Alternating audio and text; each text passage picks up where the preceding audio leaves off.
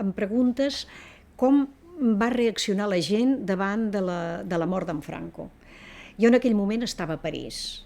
Et puc dir com es va reaccionar a nivell nostre familiar i de la gent, dels espanyols que jo coneixien allà. Hi havia expectativa. La principal sensació era d'expectativa de dir, bueno, i ara què? Ara què passarà?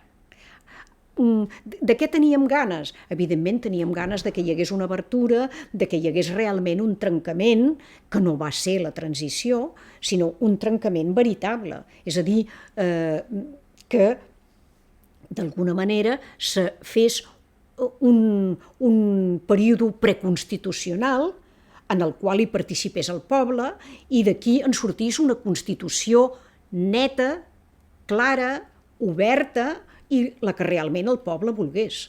I això no va passar.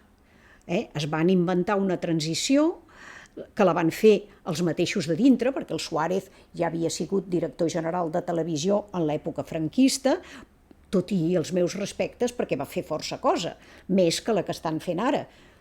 Però doncs no va ser suficient. Després els militars estaven amb l'espasa en alt i què va passar? Doncs que els que van dir els pares de la Constitució, com el Miquel Roca o com el Jordi Soler Tura o tota aquesta gent, t'explicarien que van estar supercondicionats pels militars, no una Constitució real i feta per un poble en un període preconstitucional.